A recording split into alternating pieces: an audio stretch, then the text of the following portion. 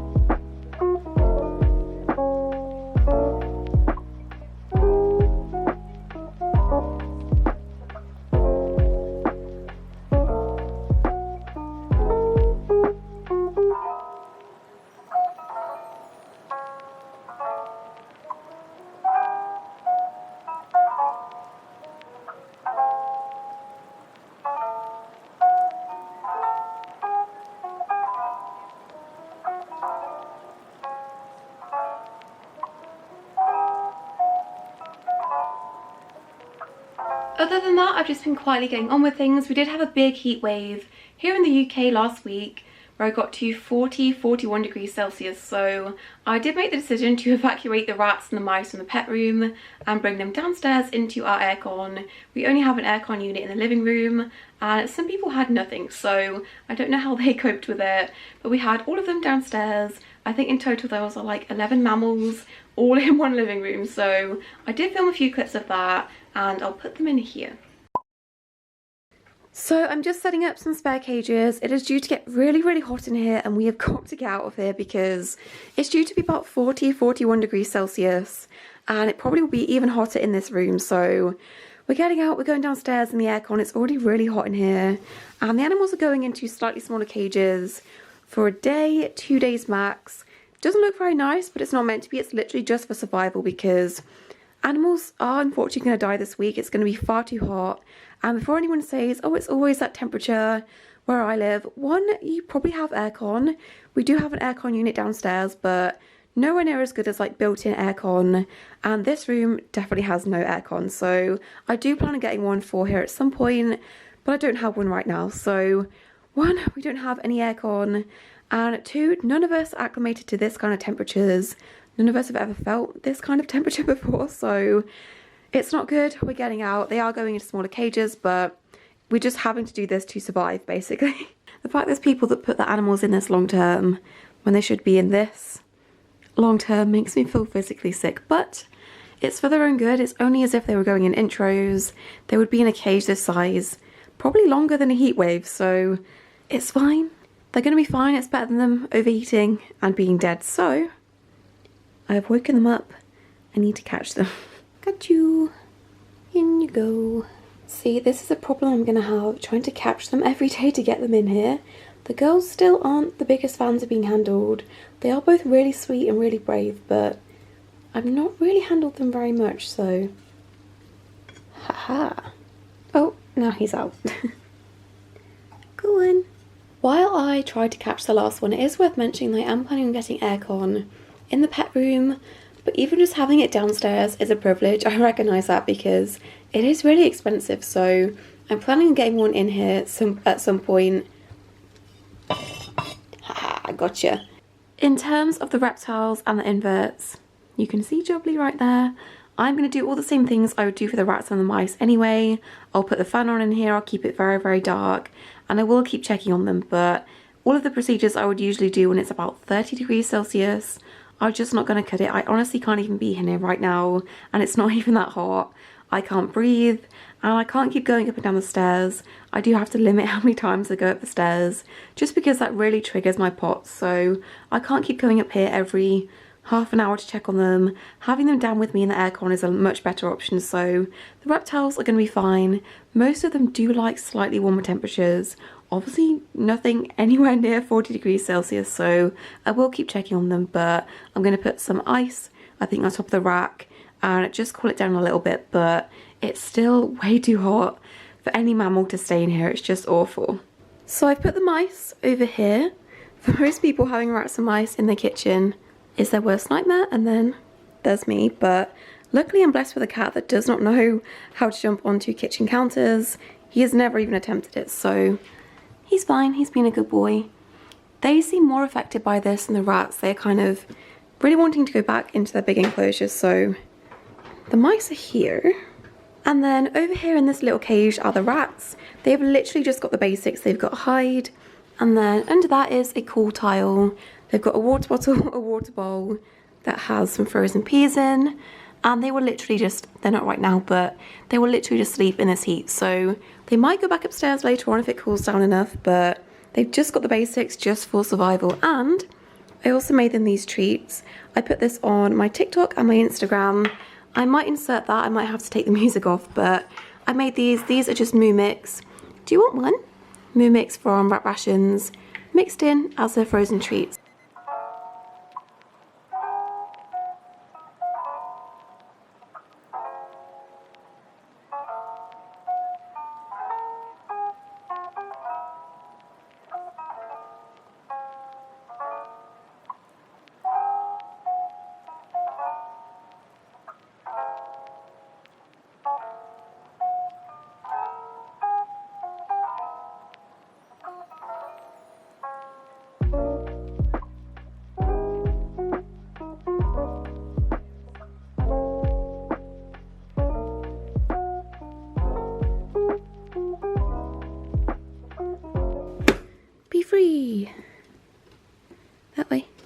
boy.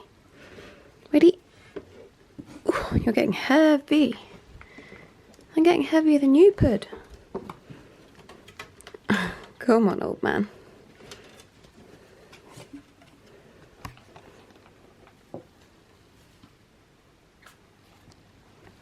My good boy. You're such a good boy. Oh, here he comes to ruin it, look. You're such an attention seeker. I have nothing in my hand. Just love. That's all I've got for you. You're all so cute. You're all so cute. You are. Oh my goodness. Oh my god. I think they're excited. You're not babies anymore. Why do you play like babies still? Hmm? My poor old man. His legs aren't working. I think he's a couple of weeks ahead of kind of where Crumble was at, where I had to make a decision about his quality of life, but his leggies aren't working, are they? He's very, very thin and frail. He eats a lot, but he's still really thin, aren't you, buddy? Look at you at the back. Polo. Yes, hello. Wow. That's really something, Crumpet. What a lovely view. You are joking me. This cage is so expensive, and my fat rats have pulled one of the bars off. Nice. At least they're too fat to fit through that kind of gap, but that is so annoying. Oh my god. I'm sure I can fix it somehow, but really? Really? You're back. Look how much space you've got now. He's like, I am ready. Coming out. Yay. Come on, sweetie.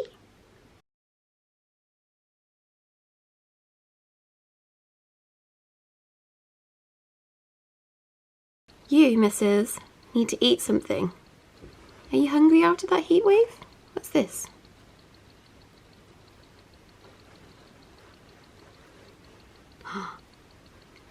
Yes, good girl. Yay. Got it? Oh my goodness. Can I tempt you for a second one? I have this very interesting setup going. Come hither.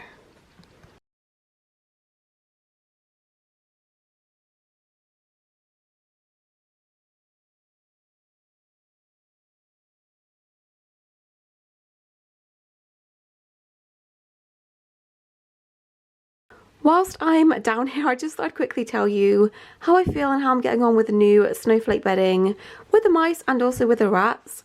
One thing that I didn't even consider is how easy it is to spot where they've peed, and that makes spot cleaning so much easier because this is, oh, hello, this is all of the bedding, the normal bedding. That is my shadow. This is where they peed, so much easier to see. I could never really tell with the Orbeos just because it was so like thick and dense. I didn't really change colour, but this is so easy to spot and get out, so I will do that in a minute, but that's just one positive I found. I love the way it looks, and as you can see, they've made so many cute little tunnels in this, so I couldn't be happier. I've started using it with the rats. Not as much as I have done with the mice, but so far so good. It is a tiny, tiny bit dusty. I don't think any bedding on the market, to be fair, is going to be 100% dust free, so that is a little bit disappointing, but nowhere near as bad as the Orbeos was, so for now, I'm sticking with this. Right, so I'm using the mice as a table, as always, but I just wanted to quickly show you something. I've not been asked to put this in a video. This isn't a sponsorship. I've not even been asked to post this on my social media. I think they just wanted me to give them my honest opinion about whether I think it's good or not. And firstly, the packaging is super cute, but this is a wheel, and I thought I'd mention it because there's not that many wheels out there, at least in the UK, that we can get on Amazon, that are a good size, look nice, are suitable, and the Night Angel ones are really difficult to get in this country without paying a bunch of shipping, so this could be a good option. This is the Starlight running wheel. I went for the white colour, but they come in blue and pink also. So we're going to give this a go.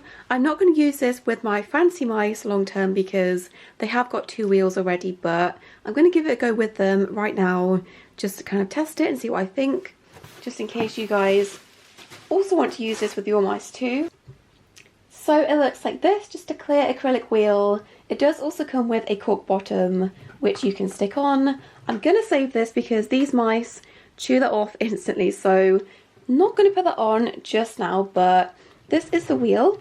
It is adjustable on the back. You can adjust the height, and it does have a plastic bearing which maybe over time won't fare as well as having a metal bearing like the Night Angel wheels, but you can adjust it up like this. It is supposed to be a silent wheel, so we will put that to the test. So far you can't really hear anything, but I'm not sure if over time this will start to kind of rub and start making a noise. Not sure. The one thing that I was interested in seeing is if this part is able to be removed. With things like hamsters that have shorter tails, it's probably not an issue, but with fancy mice, because their tails can go up and get stuck between this part and the back, I would be worried about keeping this on just in case their tails get stuck. And with other wheels like the Night Angel wheels, you can remove these and the wheel still functions, but unfortunately it seems like this one just completely comes off if you take off that part. So unless you could find some sort of bolt to go on this instead, you are going to have to keep this part on. So it's up to you whether you want to risk your mice getting their tail stuck or not. Personally, I was going to put this in and try this with them, but I don't think I'm going to risk it, so I am still going to use this with another animal that their tail is never going to get up to this part. So I do recommend this wheel though if you're looking for a good one for hamsters or anything else that doesn't have such a long tail that could possibly get stuck. But I will still link this in the description just in case you do want to buy this. But I now need to spot clean the mice, take out their hammock that they have decided is now their toilet, put some sprays in, clean the other wheels, and just make it look a lot nicer.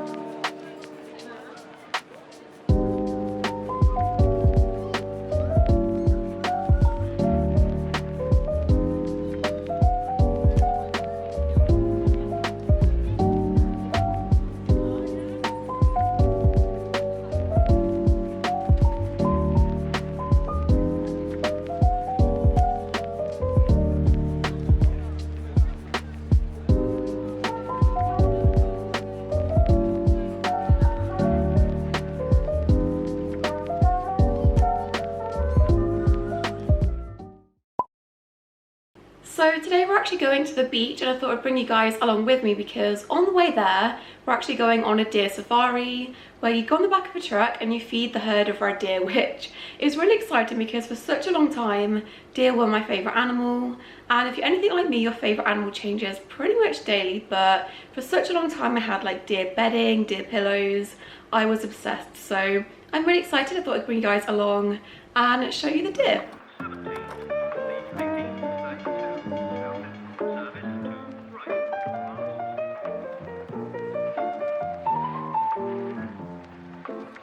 Stop. Hello. Now, if any of them give you a nibble on your knee or your toe, they're not being horrible. This is a learned behaviour. They've learned if they nibble, they get given more food. You've got Grumpy Pants number 1 and Grumpy Pants number 2 on the right hand side. This is Rufus and George. Now, Rufus is the oldest. His eyes. Oh, it's licking my leg. think about it. Here She's we go. looking at my leg. Come And on. then you got George. Please have a little sit down. Excuse me. Here's a left.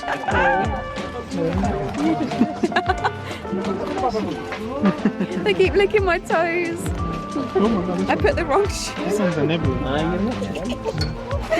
Oh.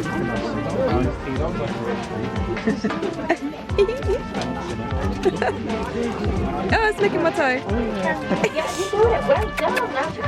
Well Babies done. over there. Look at them running. You got it. See, Oh my you goodness. got good technique. Well done. Very proud of you. Well done. Well done. Hang on. Come here then. Now we've got loads of babies on that sofa, isn't it? Hi, pretty. Pizza. Oh, yeah. Come on. I'm giving it to you for free, guys. Hello. I knew because the wind was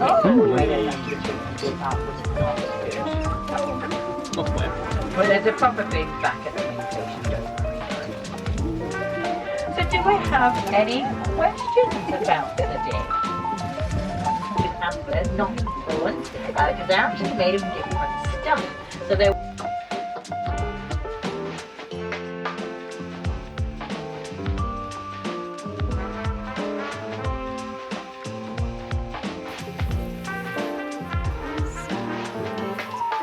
Give him a good spot. Oh, so cute. Is that nice?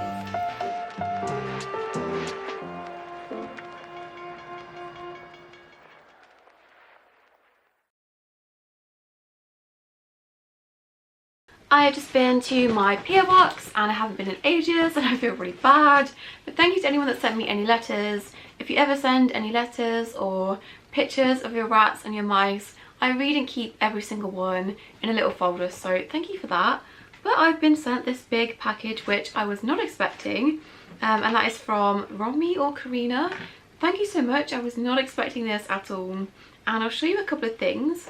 The first thing is not this. Hubler's put one of his sticks in here. Not this. This really cute bowl. This is a coconut bowl. Never seen these in pet stores or anywhere here, so that is really exciting. A very tiny, cute chew toy bowl for the mice. That is so cute. A little mug with a little cat and a rat on, my two favourites. So cute. We have got some herbs and then so many hammocks. This box is full of hammocks. I'll just show you some of my favourite ones. This one is so cute, a little teepee one to go in with the mice. I cannot wait to put that in. And then this is possibly the most interesting hammock I've ever seen. Never seen one in this design. It's kind of like an X shape and it has frogs on, so bonus points for that. But it has kind of 4 different entrances. They're like little tunnels. Oh, never seen one of those shaped before, so that is possibly the most interesting hammock I've ever seen. We have a big old piece of wood. This is either going into my mouse enclosure or into my new animal enclosure, but thank you. They sent a couple of things for our future dog, which is so cute, and then also this pumpkin. I'm pretty sure this is to go into the mouse enclosure, but I love a good pumpkin. I love Halloween. I really want to just put this in my house. And then, oh my god, so they made this really realistic looking hubble, and I really wish I could tell you that he loves this, but he had the most intense reaction I've ever seen to anything. I think it's because eyes are very realistic, but I always hold things out for him to smell, whether it's food or something I bought. He seems to enjoy that, but he was shook by this. I'll put the video in of this, of him seeing this for the first time. I think it's because the eyes are so realistic, but he was shook.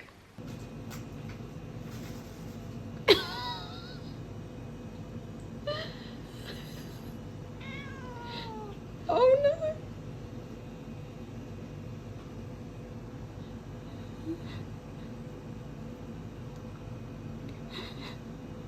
But thank you so much for everything you sent. That was really, really kind of you. Now I thought I would answer some of my channel members' questions just before ending this video, and I've screenshotted some of them. So let's start with this one.